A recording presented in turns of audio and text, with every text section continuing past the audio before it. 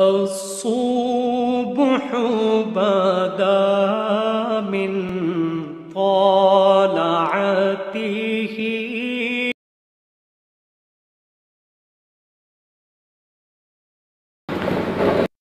بسم اللہ الرحمن الرحیم۔ دوسرے پارے میں 15واں رکوع اور سورہ البقرہ کا 31واں رکوع چل رہا ہے۔ آیت نمبر 237 تک ہوا، آیت نمبر 237 کے بعد ہے حافظوا علی الصلوات والصلاۃ الوسطی۔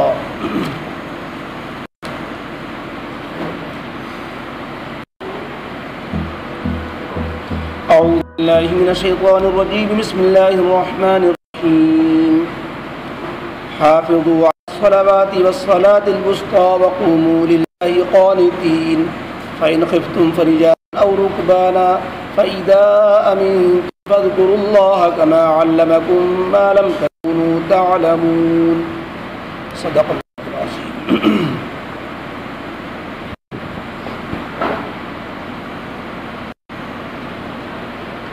اوپر سے ذکر چلا آ رہا ہے معاشرتی اور عالمی مسائل کا۔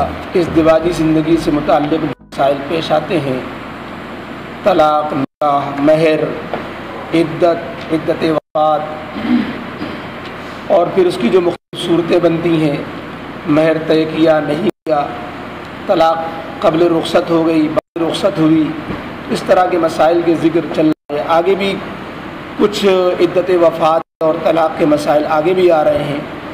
آج ان آیتوں میں، دو آیتوں میں درمیان میں نماز ذکر آیا ہے۔ بظاہر یہ بے تکا معلوم ہوتا ہے کہ مضمون کچھ اور چل رہا ہے، لیکن بیچ میں ذکر نماز کا آ گیا۔ لیکن جیسا کہ اوپر کی آیتوں میں بار بار اللہ رب العزت کی طرف سے یہ بات فرمائی جا رہی تھی کہ تم اللہ کے ان احکام پہ عمل کرو، آخرت کو دھیان میں رکھو، اللہ کا خوف پیدا کرو، خدا ترسی نہیں ہوگی تو احکام پر عمل نہیں ہوگا، اللہ کی طرف توجہ نہیں ہوگی، آخرت کا دھیان نہیں ہوگا، تو تم ان احکام پہ عمل کرنے میں کوتاہی کرو گے۔ جہاں تمہارا نقصان ہوگا عمل نہیں کرو گے، جہاں فائدہ ہوگا عمل کرو گے، مفادات کا ٹکراؤ ہوگا تو جھگڑے ہوں گے۔ یہ چیزیں میاں بیوی کے درمیان پیدا ہوتی رہتی ہیں، اور خدا کا خوف نہ ہونے کی وجہ سے پھر وہ خواہشات کا دخل ہوتا ہے اور نفس پرستی ہوتی ہے، تو پھر اختلافات بڑھتے ہی چلے جاتے ہیں۔ اس لیے بیچ بیچ میں یہ تھا کہ تم اللہ کو نہ بھولو، آخرت کا دھیان رکھو۔ تو آخرت کا دھیان رکھنے کے لیے اور اللہ کی یاد پیدا کرنے کے لیے، اپنے کو برائیوں سے بچانے کے لیے نماز بہت مؤثر چیز ہوتی ہے۔ تو گویا درمیان میں نسخہ دے دیا کہ تمہیں جو بار بار کہا جا رہا ہے کہ وَلَا تَنْسَبُوا الْفَضْلَ بَيْنَكُمْ، اسی طریقے سے کہا جا رہا ہے وَاعْلَمُوا أَنَّ اللَّهَ يَعْلَمُ مَا فِي أَنفُسِكُمْ فَاحْذَرُوهُ، اللہ سے ڈرتے رہو اور یاد رکھو کہ تمہارے دلوں کو میں کچھ ہے اللہ جان رہا ہے۔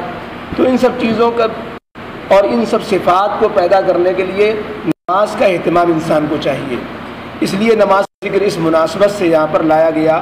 مسائل اور احکام اور معاشرتی اور ازدواجی زندگی سے متعلق معاملات اور باہمی نزاعات کے بیچ میں نماز کا ذکر اس لیے لایا گیا تاکہ انسان کی توجہ اللہ کی طرف برقرار رہے گی، اور آخرت کا دھیان جب باقی رہے گا تو ان احکام پر عمل بھی آسان رہے گا۔ اور دوسری وجہ نماز کا ذکر بیچ میں آنے کی کہ نماز حقوق اللہ ہے، اور اوپر چیزوں کا ذکر چل رہا ہے وہ حقوق العباد ہے۔ تو جس طریقے سے حقوق العباد کی ادائیگی ضروری ایسے حقوق اللہ کی، یا حقوق اللہ کی ادائیگی جیسے ضروری ایسے حقوق العباد کی، تو دونوں قسم کے حقوق کو رلا ملا کے بیان کیا کہ اللہ کے یہاں دونوں کے حقوق کی باسپرس ہوتی ہے۔ تو حقوق العباد میں پڑھ کر حقوق اللہ سے انسان غافل نہ ہونے پائے، اور حقوق اللہ میں حقوق العباد سے غافل نہ ہونے پائے۔ اس لیے اللہ تعالیٰ نے دونوں احکام کو ایک دوسرے سے پاس پاس بیان کر کے ذکر کر دیا تاکہ دونوں کی اہمیت اجاگر ہو جائے۔ یہ دوسری وجہ ہوئی۔ اور تیسری وجہ نماز کے ذکر کے یہاں پر لانے کی یہ ہے کہ عام طور پر جب معاملات میں جب انسان پڑھتا ہے اور باہمی نزاعات کی نوبت آتی ہے، مسائل کو حل کرنے بیٹھتا ہے، شادی کا موقع ہو، غمی کا موقع ہو، طلاق کا موقع ہو، وفات کا موقع ہو، تو ان موقعوں پر انسان کے اندر عملی کوتاہی ہو ہی جاتی ہے، نماز وغیرہ کی طرف دھیان نہیں رہتا۔ تو اس لیے یہاں پر متوجہ کیا کہ ان باہمی نزاعات اور معاملات کے بیچ میں تم نماز میں کوتاہی مت کرنے لگ جانا۔ نماز کا دھیان اس وقت بھی رکھنا، اسی لیے زیادہ کوتاہی عام طور پر انسان کو عصر کی نماز میں ہوتی ہے۔ تو قرآن نے کہا کہ تم تمام نمازوں کا اہتمام کرو، خصوصی کے ساتھ عصر کی نماز کا اہتمام کرو۔ یہاں پر الصلوات تمام نمازیں، والصلاۃ الوسطیٰ بیچ کی نماز، بیچ کی نماز میں حدیث پاک میں کہا گیا کہ یہ الصلاۃ الوسطیٰ ہی صلاۃ العصر، کہ صلاۃ وسطیٰ یہ عصر کی نماز ہے۔ یہ صلاۃ بیچ، حالانکہ معنی صلاۃ وسطیٰ کے بیچ والی نماز، کوئی بھی ایک نماز لے لو تو شروع میں 2 نمازیں اور آخر میں 2 نمازیں جوڑنے سے ہر نماز بیچ کی نماز ہو سکتی ہے۔ تو اس طرح تمام نمازوں کی تاکید گویا 2 مرتبہ یہ لفظ کا دہرانا ہو جائے گا، ورنہ بیچ والی نماز سے مراد عصر کی نماز لینے میں وجہ یہ بنے گی کہ دن کی 2 نمازیں ہیں، رات کی 2 نمازیں ہیں۔ عصر سے پہلے دیکھا جائے تو فجر اور ظہر یہ دن کی 2 نمازیں ہیں، اور عصر کے بعد کی 2 نمازوں کو دیکھا جائے تو مغرب اور عشاء یہ رات کی 2 نمازیں ہیں۔ سورج ڈوب جاتا ہے، رات شروع ہو جاتی ہے، تب مغرب ہوتی ہے، پھر جب رات ایک حصہ گزر جاتا ہے، 1/3 حصہ تقریباً، تب عشاء ہوتی ہے۔ تو مغرب اور عشاء یہ رات کی نمازیں ہوتی ہیں۔ جب تہجد کا ٹائم ختم ہوتا ہے، صادق ہو جاتی ہے، تو فجر ہوتی ہے، یہ دن کی نماز شروع ہوئی، اور پھر ظہر عین دن میں دوپہر میں ہوتی ہے۔ تو 2 دن کی نمازیں، 2 رات کی نماز کے بیچ میں جو نماز پڑھی وہ عصر کی نماز پڑھی، لہذا عصر کی نماز کا تم اور زیادہ اہتمام کرو، اس لیے کہ کوتاہیوں کے اسباب، نماز میں کوتاہیوں کے اسباب اور نماز میں جو رکاوٹیں کھڑی ہوتی ہیں وہ عصر کی نماز میں عموماً زیادہ ہوتی ہیں۔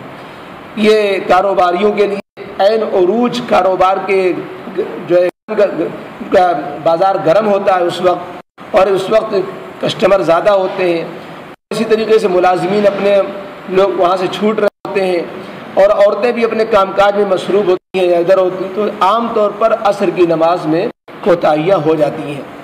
تو اس لیے عصر کی نماز کے لیے بطور خاص متوجہ کیا کہ تمام نمازوں کا اہتمام کرو، حافظو کا لفظ یوں نہیں کہ نماز پڑھو، بلکہ نمازوں کا اہتمام کرو۔ اہتمام میں وقت پر پڑھنا، پوری نماز پڑھنا، ٹھہر کے پڑھنا، اطمینان سے پڑھنا، جماعت سے پڑھنا، خشوع و خضوع کے ساتھ پڑھنا۔ آگے اسی کو فرمایا کہ تم نماز کو میں اللہ کے سامنے ایسے کھڑے ہو کہ گویا پورے ادب اور فرما بردار بن کر کے، قوموا للہ قانتین، اور اللہ کے سامنے نماز میں تم کھڑے ہوا کرو قانت بن کر۔ قانت کے 3 معنی بیان کیے گئے۔ قانت کے ایک معنی ساکت کے آتے ہیں، خاموش، جیسا کہ روایت میں آتا ہے کہ نماز میں شروع میں سلام کا جواب دینا، کوئی ضروری بات کر لینا، اس کی اجازت تھی۔ جب یہ آیت نازل ہو گئی کہ تم اللہ کے سامنے نماز میں ایسے کھڑے ہوا کرو کہ بالکل خاموش، کہ اللہ کے علاوہ کسی سے بات نہیں کر سکتے، سلام کا جواب نہیں دے سکتے، تو جب یہ آیت نازل ہو گئی تو نماز میں بولنا منع ہو گیا، ورنہ پہلے نماز میں ہی بول لینے کی اجازت تھی۔ جیسے آج کل طواف میں اجازت ہوتی ہے، ضروری بات انسان جو ہے وضو میں بول سکتا ہے، ایسے ہی کوئی ضروری بات ہاں ہوں کی نہیں کی، نماز میں اس حد تک بولنے کی گنجائش تھی، بعد میں منع ہو گیا۔ یہ آیتیں جب صحابہ کو معلوم ہو گیا، ایک صحابی کو اس کا علم نہیں تھا، وہ جب مسجد میں آئے انہوں نے سلام کیا زور سے، کسی نے جواب نہیں دیا۔ جب کسی نے جواب نہیں دیا تو انہوں نے کہا کہ کیا بات ہے، میں نے سلام کیا آپ لوگوں کو، جواب کیوں نہیں دیتے؟ تو سب لوگ پھر خاموش ہیں، کہنے لگے تعجب ہے، بتاتے بھی نہیں ہو۔ تو لوگوں نے انگلی سے اشارہ کیا کہ چپ رہو، اور ان کو گھورا کہ مطلب تم جو ہے خاموش رہو، ان کو اشارے سے کہنا چاہا، وہ سمجھ سکے۔ کہنے لگے عجیب بات ہے، کیا ہوا ان لوگوں کو، مجھے کڑوی نگاہوں سے دیکھ بھی رہے ہیں اور اشارہ بھی کر رہے ہیں اور بولتے نہیں کچھ۔ جب نماز ختم ہو گئی تو نبی علیہ الصلوۃ نے ان کو بلایا اور کہا کہ بات ہے کہ ہماری نماز اللہ کی طرف توجہ والی چیز ہے، خشوع خضوع والی چیز ہے، اس میں بولنا منع کر دیا ہے۔ ان کو فہمائش کی، نہ ڈانٹا نہ ڈپٹا۔ فرماتے ہیں اللہ کے رسول صلی اللہ علیہ وسلم کے اخلاق کہ مجھے اس موقع پہ ڈانٹ سکتے تھے، کچھ کہہ سکتے تھے، مجھے کچھ بھی نہیں فرمایا، مجھے بس سمجھا دیا کہ نماز میں بولنا منع ہے۔ بہرحال تو نماز میں یہ ایک معنی ہوئے قانت کے، خاموش رہنے کے۔ دوسرے معنی قانتین کے مطیعین، کہ اللہ کے لیے تم نماز میں کھڑے ہوا کرو مکمل سراپا اطاعت کر کے، کہ بالکل ایسا یعنی ظاہری اعتبار سے بھی اور باطنی اعتبار سے تم شہنشاہ مطلق حکم الحاکمین کے سامنے بالکل سراپا فرما بردار بن کر کھڑے ہو، اس طرح کھڑے ہوا کرو۔ اور ایک معنی کیے گئے ہیں مکملین، کہ تم اللہ کے لیے نماز میں کھڑے ہوا کرو کامل طریقے پر، کہ تمہارے تمام وجود، تمام اعتبار سے تم اپنی نماز کو مکمل کرنے والے ہو۔ تو اس بنا پر نماز کے اندر رفتہ رفتہ چونکہ اصلاح ہوئی ہے، شروع میں نماز میں بولنے کی بھی اجازت تھی، ادھر ادھر دیکھ لینے کی بھی اجازت تھی، حتیٰ کہ کوئی چیز کھالی چبالی کی بھی اجازت تھی، تو دھیرے دھیرے اس کی ممانعت ہو گئی۔ اسی بنا پر امام حنیفہ رحمۃ اللہ علیہ فرماتے ہیں کہ جو رفع یدین ہے، آمین بالجہر ہے، فاتحہ کا پڑھنا ہے، یہ سب حدیثیں پہلے کی ہیں۔ جب دھیرے دھیرے اس میں حرکت سے سکون کی طرف آیا گیا ہے، حرکت سے سکون کی طرف نماز میں تبدیلی آئی ہے، تو وہ جو چیزیں حرکت کے موافق تھیں وہ پہلے کی ہیں، اور جو چیزیں سکون کے مناسب کی ہیں وہ بعد کی ہیں۔ لہذا وہ احادیث جس میں نماز کو میں بار ہاتھ ہلانا، نماز میں زور سے بولنا، نماز میں سورہ فاتحہ کا پڑھنا، یہ وہ حدیثیں پہلے کی ہیں جن کی اجازت تھی۔ جب حرکت سے سکون کی طرف نماز کے اصلاحات ہوتی رہیں، تبدیلیاں آتی رہیں، تو رفع یدین منع کر دیا گیا، سورہ فاتحہ پڑھنا بھی منع کر دیا گیا، زور سے آمین کہنا بھی منع کر دیا گیا۔ چونکہ حدیثیں دونوں طرح کی ہیں، تو امام حنیفہ رحمۃ اللہ علیہ نے یہ کہا کہ وہ حدیثیں پہلے کی ہیں، یہ حدیثیں بعد کی ہیں۔ تو یہ اختلاف جو ہے یہ ناسخ و منسوخ کا ہے، تطبیق کا ہے، کہ کون حدیثیں پہلے کی کون حدیثیں بعد کی ہیں۔ ایسا نہیں حدیثیں کسی پاس نہیں ہیں، حدیثیں حنفی مسلک میں بھی ہیں، حدیثیں شافعی مسلک میں بھی ہیں، حدیثیں غیر مقلدین بھی پیش کر رہے ہیں۔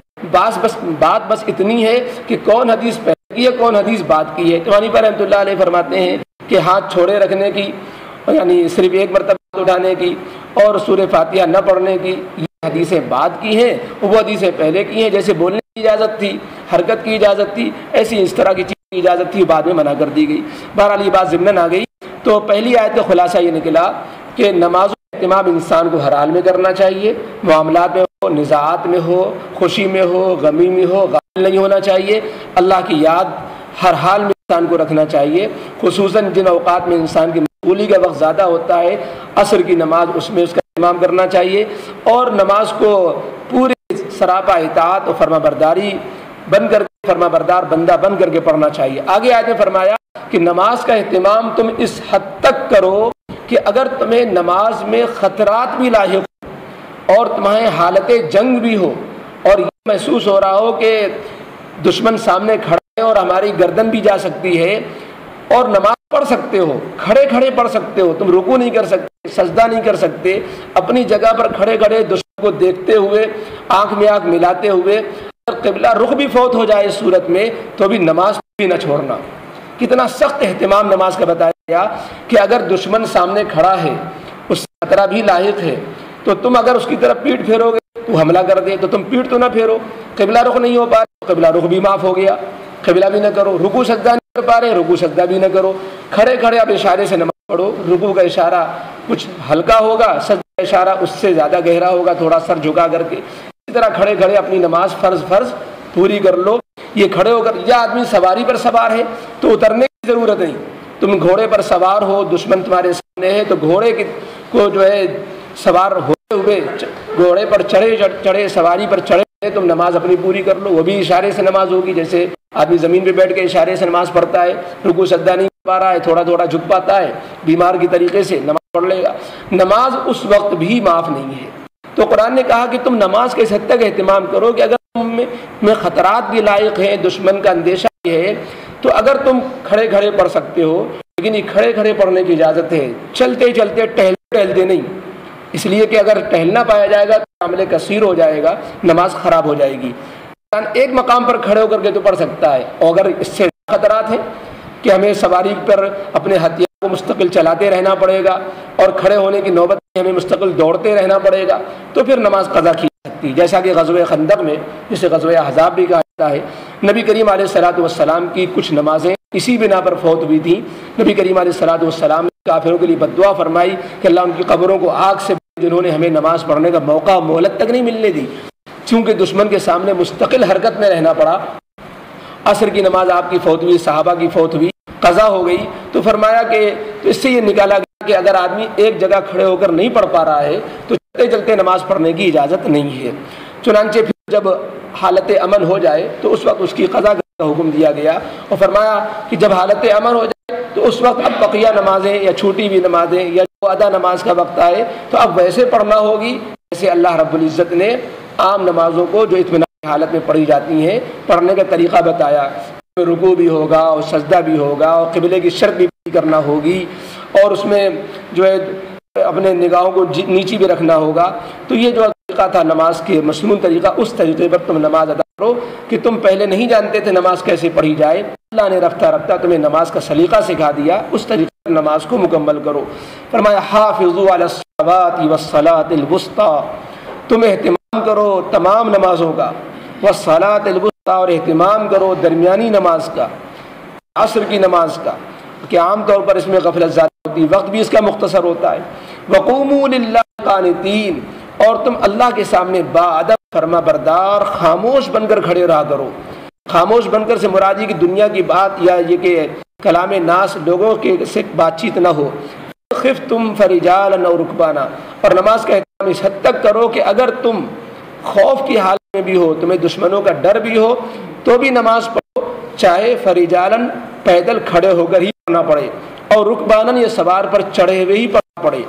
فَإِذَا أَمِنْتُمْ، اور جب تم اطمینان و امن کی حالت میں ہو جاؤ، فَاذْكُرُوا اللَّهَ، تو حالت خوف میں جو نماز کھڑے یا جو ہے سوار کی حالت میں تم نے بغیر قبلے کی شرط کے اور بغیر رکوع سجدے کے اس طرح ادا کر لی تھی، اب وہ طریقے کے بجائے جو طریقہ مستقل ہے اس طریقے پر اب نمازوں کو ادا کرو. فَاذْكُرُوا اللَّهَ، تو اب اللہ کو اس طرح یاد کرو، یاد الہی میں نماز اس طرح پڑھو، كَمَا عَلَّمَكُمْ مَا لَمْ تَكُونُوا تَعْلَمُونَ، جیسا کہ اللہ نے تمہیں سکھایا وہ طریقہ کہ تم پہلے نہیں جانتے تھے. اللهم صل على سيدنا مولانا وحبيبنا وشفيعنا محمد وعلى آل سيدنا محمد وآله وصحبه وبارك وسلم. ربنا ظلمنا أنفسنا لم تغفر لنا وترحمنا لنكونن من الخاسرين. ربنا لا تزغ قلوبنا بعد إذ هديتنا وهب لنا من لدنك رحمة إنك أنت الوهاب. ربنا هب لنا من أزواجنا وذرياتنا قرة أعين واجعلنا للمتقين إماما. اللهم إنا نسألك تمام الوضوء وتمام الصلاة وتمام رضوانك وتمام مغفرتك. اللهم إنا نسألك العفو والعافية في الدنيا والآخرة. اللهم إنا نسألك الخير لكل مسلم ومسلمة. وصلى الله على خير خلقه محمد وآله وصحبه أجمعين برحمتك يا أرحم الراحمين.